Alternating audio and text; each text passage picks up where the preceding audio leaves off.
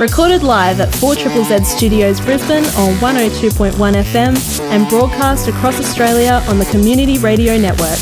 You're listening to Z Games. With 10 years experience and over 500 episodes, Z Games brings you the best in gaming news, reviews, community and culture. Want to reach out? Message us on Facebook at ZEVGamesAU.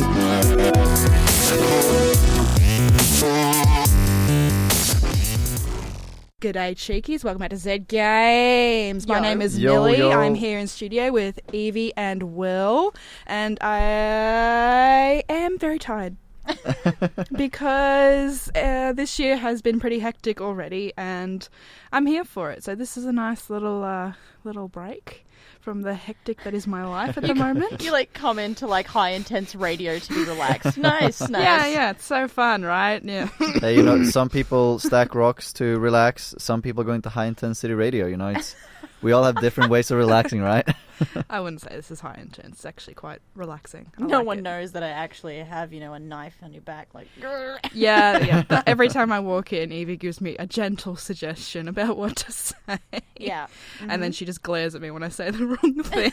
I know she's got a Millie voodoo doll back home just going, why? Yeah, no, I have a Millie doll that I hold at night. I'm like, Millie, I love you. Oh. Yeah, that's... And then she throws it against a wall. Dark. So dark. That's why I've been waking up on the floor. You have dolls of us all. Yeah, she's got dolls of all of us. That's why Cringy's in Melbourne, because she yeeted it to Melbourne. She left it there. Aww. Well, okay, no. well. Anyway, so other than the fact that we're all very tired and we've all started doing important stuff with our lives, what are we discussing today, guys? I heard that we're talking about something called Game Jam? Yeah. Global Game Jam. Global Game Jam. I will be... Oh, God, that was a mouthful. Global Game Jam. Yeah, I'll make a little recap. GGJ. Well, I mean, GG, and then you say EC, but it's just GGJ. GGJ. Okay. Sounds like a rapper name. Yeah. GGJ. Yo, my name is GGJ. This is a bit too mouthy to be a rapper. Aren't all rappers mouthy, though? Yeah, That's they true. can't. That's just mouth that. Yeah. Mumble rap. Oops. Scooter. Yeet. Yes. Global Game Jam. Yes. And what more? What more will we talking about? I'm going to be discussing The Outer Worlds with y'all. Ooh. I think in some of our previous episodes, Caitlin might have had a little discussion about it, and I quacked at her that I was so excited. I'm excited. I'm so excited. 'Cause it's by the developers Obsidian, and they made the best Fallout game ever. No arguments. Don't at me. New Vegas. I'll at you.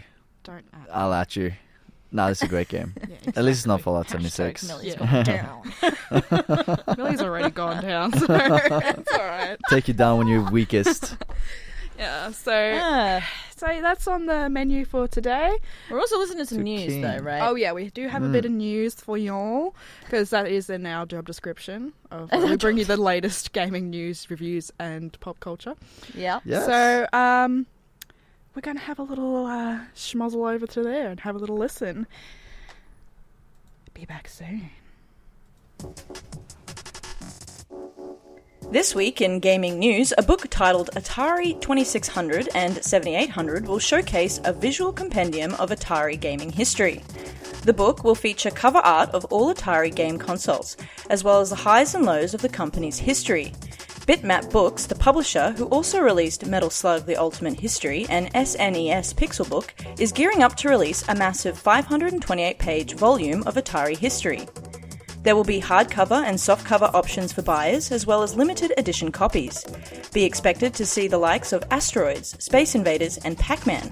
With over 200 classic games and articles featuring third-party development, interviews with leading industry veterans, and of course, prototypes of games and consoles. Prices, depending on what you like, will vary from $48 to $97, which seems like a fair price for an over 500-page book paying homage to a company that filled arcades and homes around the world with joy. Sony Foundation have pledged support streams to help the Australian bushfire effort. Starting on the 1st of February until the 23rd, you will see many PlayStation studios and teams from around the world taking part in supporting the effort. Sony Foundation Australia has kicked things off by pledging $200,000 to Gaming for Life charity streams on Twitch. Sony Foundation Australia has previously provided support back in 2009 Black Saturday fires, as well as the 2011 Queensland floods. Over 36,000 Flash games have been saved offline and are now downloadable. At the end of this year, major web browsers will remove Flash support. However, Flashpoint, a project which has saved over 36,000 Flash games from disappearing forever, has come to the rescue. In 2017, Adobe announced that it would cease funding Flash by the end of 2020. Over the last 3 years, Adobe have been working with companies such as Facebook and Apple to make the end of Flash as seamless as possible. So many games are now developed with HTML5 or Unity as the technology for game development has gotten better. Flashpoint uses open source technology to allow people to download the full list of games and animations. Flashpoint has also stated that the games will be pulled if the copyright holder or original creator requests that. However, the combined size of all the games are over 290 gigabytes, so make sure you've got the hard drive space. If you'd like to get the full list of details on this week's news, as well as some more information, check out the Zed Games Facebook page for the link at ZedGamesAU. That's all this week in gaming news. And welcome back. And I just said something Evie told me not to say. Sorry, Evie. It's all good. So how about them Flash games? We were just having a little bit of a discussion as that was playing. We're losing our beautiful, beloved memories of childhood, like everything that happens to us now because we're millennials. Well, I mean, I'm just going to say, no matter what you guys say, it's a sad thing in gaming history that we're losing it. Because I'm going to lose Neopets.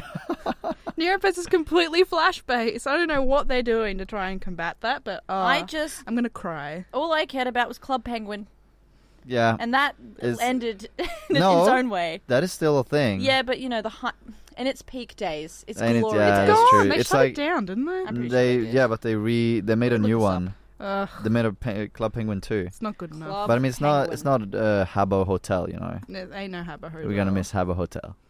Oh wait, it looks like it's still legit. Yeah, that's what I said. What? Yes, welcome back to 2020, Evie. How's Club Penguin membership. Online? Lol, they had to pay for a membership? No, it says free membership. I thought it said membership fee, but it's free membership. It's free. Oh, well, that means shutting down Club Penguin was just a marketing ploy. Like everything. Kind of. I mean, it's kind of like the Fortnite 2. Like the Super Bowl. Like it's just marketing ploy now. Yeah, well, hey, I support that. I'm gonna miss all the good games that I played as a kid. Most of them being like PG-19 because 12-year-old Will was actually not supposed to play that bloody thing. Yeah, I know. Literally bloody things. Excuse me. I know. You can download them now. All that fake blood. But you know, it's like 290 gigabytes worth of the thing is I get like anxious. I get anxious because they say like, oh, you have all of these games you can download, but what if it's not one of those games that I miss? Oh, it won't be. I don't remember the names of the games that I played that were Flash games, so I'd have to comb through the list to find something that sounded like what I played. I just want my favourite one, Acid Factory, to be on there, because that was my jam. Oh my god. I finished that game. This. Yeah. I finished it on like my lunch breaks in school. Well, yeah. Also, because I had no friends. As a game dev, I'm hoping they're bringing some sort of support back at least, because I want to make Flash games. So. You have to be on itch.io. Yeah, but there's a difference. It's still a difference between playing a game in the browser and, you know, downloading the game. Like, there's a special feeling. I play the games in the browser on itch.io because I can't be bothered downloading it. Some games allow for that, I guess. Well, yeah, I guess I'm just going to make games for itch.io, guys. Check it out. I'm not going to plug myself too much now. Yeah, you got to have a really cool username. At William Hammond Twitter. Check it out. Get a cooler username for okay, itch.io. You see that fader with Will? Yeah, let's just drop that Yeah, we'll just fade that down. Yeah, guys, wait. Yeah, he's just plugging himself. I've done that before. Don't threaten me. I think everyone here has. I've faded out Adrian multiple times. I feel like I should be able to plug myself a little bit. I am doing all the daily news right now, so. Oh, here we go. And I haven't been putting my name. Oh, we're just. You're muted.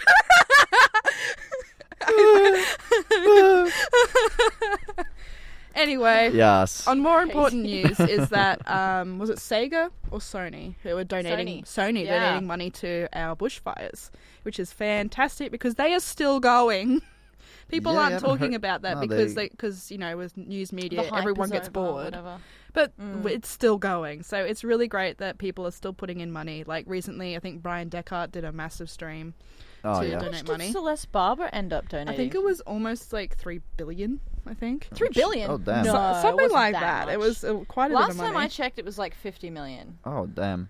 I can That was also close enough. I can also say I'm not sure if it's Bethesda or 2K doing this, but I know one of my favorite streamers will be holding within 24 hours a charity stream for the bushfires as well. So fantastic. yes, I'll post a link to that if Yeah, you guys want definitely to check do out that. some Fallout 76 gameplay or something like that. Well, that's Well, disappointing. he's fun to listen to, guys. All right, Fair. the game might be what it is, but he's still good. Yeah.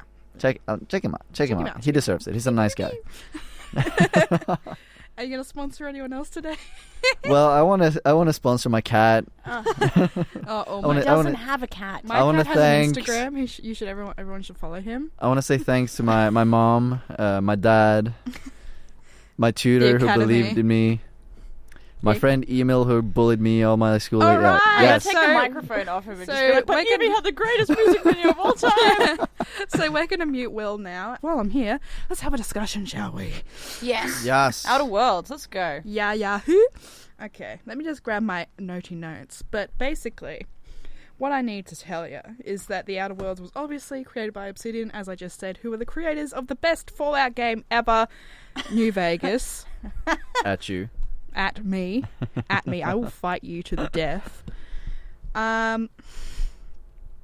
I have to talk about that at some point. Like, honestly, I really need to talk about New Vegas because it's such a banging game. Do it. I will. One day. I believe you. So basically, The Outer Worlds is very clearly a spiritual successor to New Vegas, encapsulating that perfect mix of Western and space age aesthetics. So it's like a spaghetti space Western. Okay. Spaghetti. Yeah, spaghetti. I've only watched a little bit on it, like a couple of playthroughs, but I haven't dedicated more than maybe 10-15 minutes to checking it out. It's one of those games that I feel like I should have checked out more. Yeah, that was me as well, but I got some money back for trading in like 50 million games. I didn't play anymore. And I was like, sure, I'll buy this. And, I got it for $9. So, Nice. That's from sweet. like my trade-in bonus. So it features a similar role-playing system, so just basically think of New Vegas. And a completely hilarious dark humour like sprinkled all throughout it. So it's so good. And there's a lot of swearing too, so this is the reason why it's got its rating, because there's a lot of swearing and a couple of C words are dropped. Yeah. Yeah. Yeah, and I kind of Evie's heard. fiddling with something. I kind of heard that it was sort of a capitalist joke, like joke on capitalism in a weird way. Yeah. So it's much like Fallout. The Outer Worlds has a similar premise to the player being a convenient, superpowered individual who just awakens in the middle of the wasteland.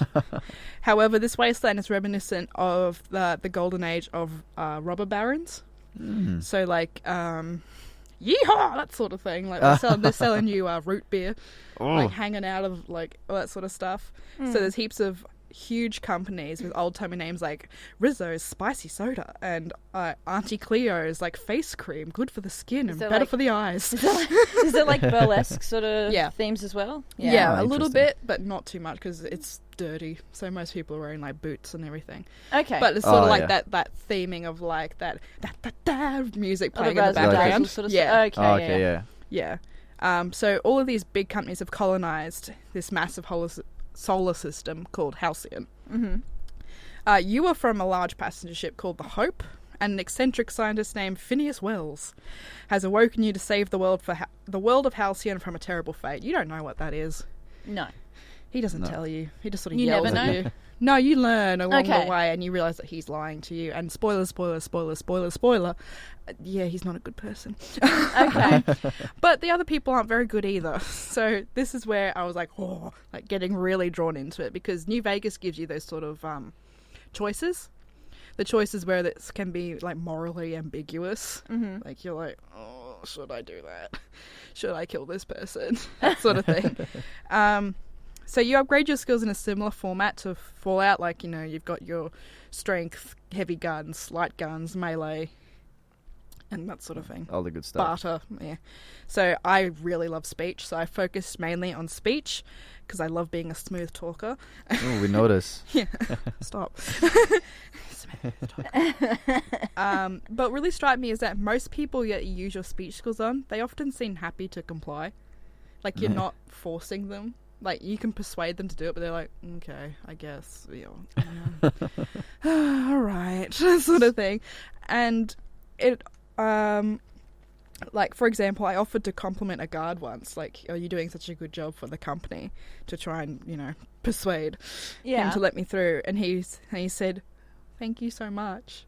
No one ever talks to me that way." And he let me through, and I'm like, oh, that's the worst person, though, because I was lying.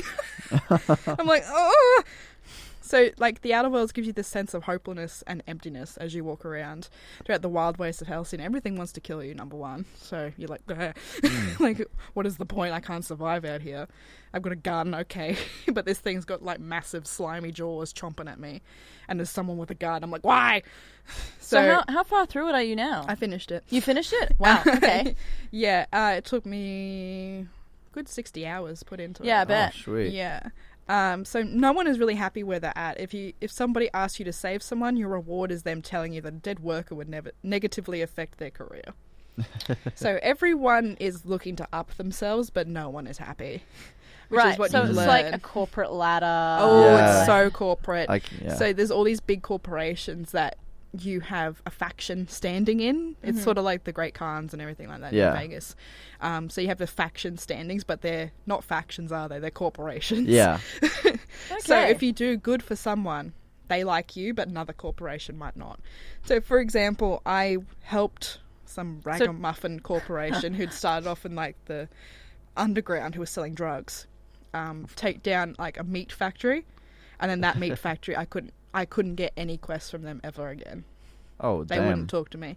That's interesting. Because I That's shut cool. down, like, part of their factory to give it to that lady. Yeah. I'm so not it's gonna like spoil every anything. sort of decision you make can jeopardize your reputation at certain companies. And at the end, you get this massive, like, the showreel, like in Fallout New Vegas, where your companions are now. And all of my companions were sad, even though I tried to help them. I was just like, But what do I have to do? Are there other endings where you can actually, like, change the reaction of Yes. how those people are? Like, they're happy? Yeah, you can, but I think it's quite difficult because most companions just sort of go along with you because you're giving them, like, better pay or something from what they were doing. Right.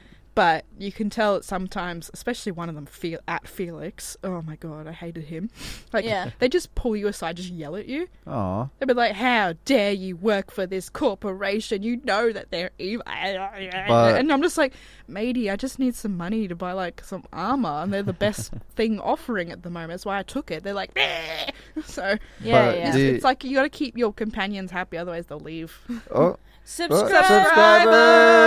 Woo! Thank you very much for subscribing. Surprising and Surprising and surprise. You surprised Thanks for us. the surprise subscribe. Hey! But But yeah, basically it's like, it's all politics when it boils down to it. It's very much political. So I'm going to play it again and do the other ending. I'm just curious. Since you said you just got the sad ending, does that make you want to, like, play the game again to try to get the good ending? Yeah. Or are you happy with what you got? No, I want to play it again because all the characters are really likable. Yeah. Other than Felix. Good. But that's mainly because, like, you just meet people all the time. Like, you're just walking around, someone will come up to you, they might talk to you, and like, it's instant engage. Yeah. Or you're walking around, you just notice that an NPC has a name rather than just worker. Yeah. So you go like, oh, so you can actually engage. So you with sort them of walk more. up to them and you talk to them, they're like, "I lost this, can you help?" And you're like, okay, but then you help them, but then, like, they give you, like, this awesome weapon all of a sudden, you're like, "Wow!" Yeah. And you never would have actually spoken to them throughout your game if you were just running past them. Because they don't engage you. Yeah, because, I mean, if you already got 60 hours in the game, I mean, what is the game retailing at? Like $40 at most? I think it was 59. So 59, I got it for $9, yeah. so I had 50 60 plus hours for that. That's a pretty damn good deal. It's really good because, like, there's no real downside to it. I think there was a little bit of a difficulty jump I found because I kept dying, but that was just because I didn't repair my armor.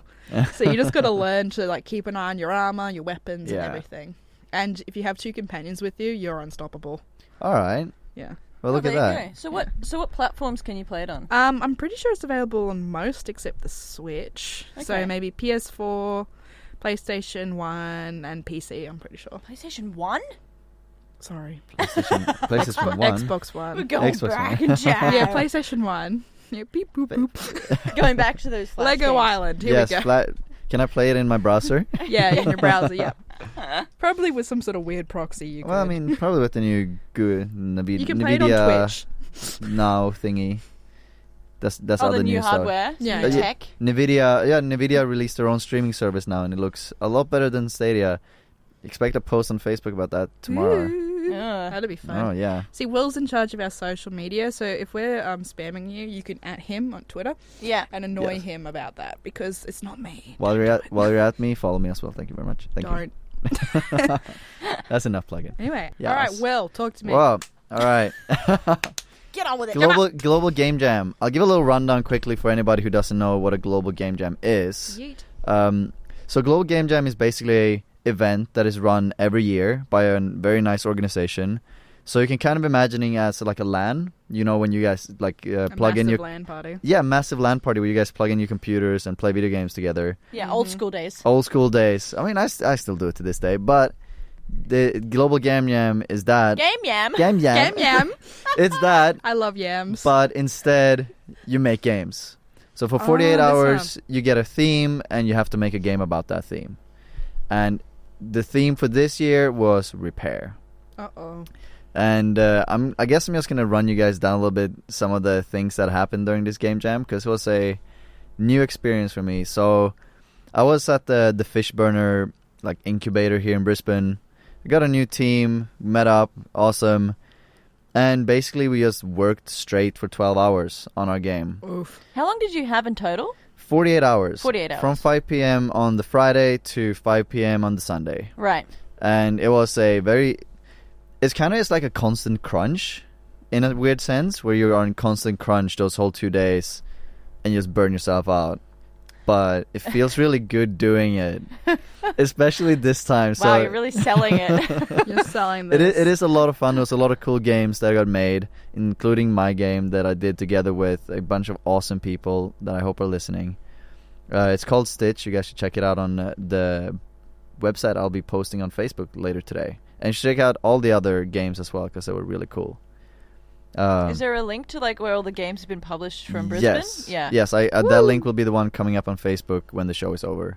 So, how many countries do you know are involved? All I know is globally, and I'm pretty sure like it's every country that has internet Yeah. is on it. Sorry, Madagascar. Sorry, Madagascar. I don't know. I know They I know probably have the internet. last Make that one up. to come in is Hawaii. They're the last one to enter in. Right. So yeah. they're kind of like the end point of all that.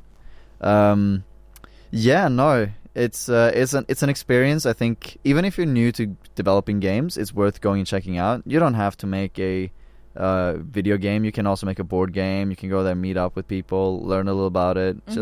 It's a fun event in general. Okay. But there was some things with this special, like this event in particular, because I was 2 years ago at the Global Game Jam before. But this time, I said we were at an incubator, so they had a bunch of like freezers stocked up with food and everything. So we had toasties for days. Nice. We had toasties for days. See, I should have just gone for that. Yeah, you should. Just for food. We also had a professional coffee machine, like one of those that the barista uses. Oh, yeah, I One remember of the you rubbing that in my face. Yeah, I was rubbing that so hard because Cyprus, a Yeah. friend of mine from campus, is actually a trained barista. Ah. So she showed me how to use it, and oh my god, I abused that power. I probably had within the span of 2 hours 10 cappuccinos a day. That's not great. It wasn't great. It wasn't great, but it was tasteful. I mean, it was so I suppose tasty. you need it if you're under like a constant crunch. It was so tasty. Like I would just constantly go there, and then my awesome teammate Emily had homemade cookies with her, so it was like fresh cappuccino, homemade cookies all night, all day. Hell yeah, baby. So tell me, Best. what were some of the challenges of Global Game Jam? So From you know the lonely point of being one person making a game in a team to like some of the other challenges you heard of like more internationally, I suppose. yeah, well, I mean, first of all, like one of the biggest challenges with the Global Game Jam is the time pressure, right? Like you're put in with a bunch of strangers usually, and you have to come up with an idea and then execute on it. And I think we were quite lucky with our team, because our team was put together by a guy that wanted to help out new students and new people into the industry. So he put us together with people that already were really interested and really driven, you know? Yeah. But a lot of times I noticed you can come with a team when, especially like getting the idea started, that's kind of hard. And when you get through that, you know, you got a bunch of infighting about what the actual idea was. Oof. Right. So you guys can imagine, after the first 24 hours, everyone has crunched their soul out. The discussions become quite heated about the whole thing. Right. Was there a lot of conflicts in general where you were, or do you think? Not that I noticed. I think it's a general thing with Global Game Jam. Just being that kind of situation where people are tired and working like really passionately. Yeah, yeah. We luckily didn't have any of that in our team. We had just healthy disagreements that we overcome pretty quickly. Oh, that's good. But it was definitely a sense of there was like people felt a little bit like attacked sometimes. Like that happens when you get a little bit feisty, you know, you're tired and working hard. Especially if you're tired and so on as well. Yeah, so. And it was really nice because everybody worked so passionately as well. I noticed that myself, who sometimes cannot be the most comfortable programmer, but this time I decided, you know, I'm just going to focus on the programming part. Yeah. And I sat and worked 12 hours straight without a problem. Yeah. Like if you get into that nice floor. And I think when everybody got into that kind of position they wanted to go in, everybody was just doing their own thing. We smacked it all together and it came out as a pretty good project in the end. Oh, that's fantastic. Yeah, it's real nice. So do you know how many games were submitted from Brisbane? Oh, I think it's about 30. Oh, that's 30 pretty games. good. It's really pretty. Yeah, it is. How many people were in your team too? There was so my team, we were one of the bigger teams. Okay. So our team we were 6 people in our team. Yeah. And then we also had Aldrich as a kind of like giving us tips and tricks as we went going. Right. So we were in hypothetical 7. Yeah. Okay. But I think because we were kind of like a double team, since he had created the team for us, we were kind of like. So our team name, we never came up with one. We were a super cool team, but we're technically Polkinghorn team, I think they call themselves. Polkinghorn? Yeah, it's a really cool, weird name. I think it's something with Nordic to do. I'm not quite sure. Interesting. But so they had their own team, and then we had the student team of that team. Right. So we're kind of 2 teams fighting together on creating games. But it was nice. It was a lot of fun. People should check it out. I'm just googling. You're like Googling? You're googling. The brain farts tonight. Some dude just came up. I don't know. Some dude just came up.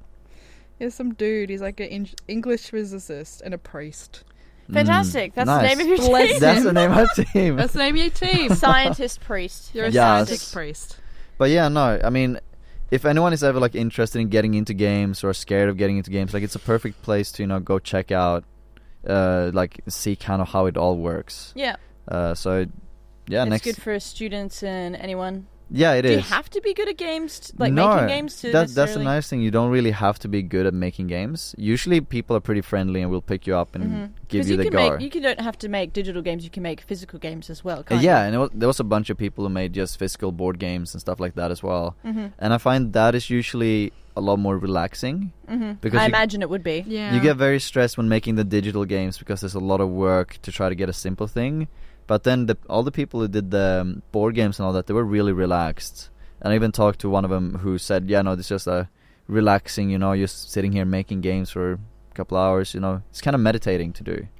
See, like, if I'm going to do Global Game Jam, I'd just be like, can we make a card game? Yeah, that would be me as well. I was like, I can draw pretty pictures. Do you want me to draw pictures? Depends on the time, though, because you can have game jams that last up to a month and so on. Not specifically Global Game Jam, but there are game jams that do last longer periods of time, which would probably be less stressful in terms of producing something. Yeah, so. I mean, if you're interested in joining a game jam, Global Game Jam, as you said, isn't the only one. HIO actually specifically has a page where every global game jam in the world that is registered is shown there. And there's fantastic. like literally one close to at least once a month, probably once a week. There's a new game jam starting up. So that's cool. And those are not always on-site things as well. So my final question for you. Final question. When are the winners announced? Well, that is actually one of the amazing things with Global Game Jam. It's not a competition. We don't have. Oh, so sad. So sad. No, I actually thought there was a winner. So did I. I thought this there is was a winner. It's probably better this way because it Yeah. just more it gets people to be creative without so they're without tearing down their hopes and dreams. Yeah. Millie, stop having that face. No, but it's a nice because you already have a lot of stress from trying to make a game, and trying to make that into competition usually isn't a lot of fun. Yeah. Right. But Fair enough. a fun thing that they do is they have like extra quests. I don't know what they call them, but I call them quests. Yeah. Where it's like extra challenges you can put on the team to try to make things. Right. And some of them are actually pretty damn funny. Blindfolded. So Yeah, one of them was that you have to get 10 jammers to sing a song together at the same time, and then use that as the soundtrack for the game. Oh, that's fun. Actually, because big companies, what are you thinking, Evie? I'm just thinking like how many programmers I know can actually sing. The good thing is you don't have to sing good. You don't have to sing good. Hey, I can sing. What you on about? Just scream. Yeah, is another thing. Roasted. Another one I like, because actually big companies get to decide what these extra quests is. Ah. So Sony Interactive had their sponsor quests were create a game that everybody would understand, like no matter language. Right. Yeah. So the game wouldn't be language gatewayed, something like that. Language barriered. Language barriers. I don't know. Gateway barriered. You would be able to Language play the bridge. game without Language speaking, bridge. without being able to speak the language. That's pretty cool. I like Yeah. that. Yeah, no, that was that's cool. my global game jam experience. Look at you go. I'm glad you Look at had me, fun, yeah. Will. Yeah, it was a lot of fun. I'm just the burnout hitting me on Monday. Mood. Like, ooh, it hurts. It'll happen. But hey, I'll tell you this: the brie cheese was really nice. All right. All right. That was adorable. Thank you so much for sharing. Thank you. Everyone who wants to make a game should definitely look into joining a game jam. I was an animator for a while. Oof. Don't talk to me if you want animations done. Thank you very much. All right, so you're going to be listening to Battle Theme from Grassland Day by Garth Coker, and that is it for us at Z Games today. We appreciate you, very, very lovely, and please subscribe to us on media. I'm so tired. At ZED Games at zedgames.au. Yes. At Facebook, Instagram. Do we have a YouTube channel yet? We should. That's a good point. We should have. I'll YouTube write that channels. down. We'll look into No worries, it. Millie. I'll We'll just make that happen. Just make for it you. happen for me. Thank you. You're also And listening to us. We're also on Twitter. Yeah, Twitter. And you can listen to us on iTunes and Spotify. And I don't know, we're everywhere. Just We're everywhere. Facebook and Gosh. Twitter are the main ones. Facebook Check and us Twitter are out. the main ones. Say hi to me. Yeah, say hi to Will. He's the one running our accounts at the moment. And we sincerely appreciate y'all for listening. Love y'all. See you next week. bye. Bye. Bye. Want to listen to more Z Games? Check out our podcast on Spotify or follow us on Facebook, Instagram, and Twitter, which is at ZEDGamesAU to get behind the scenes action. sneak peeks into reviews and, of course, lots of memes.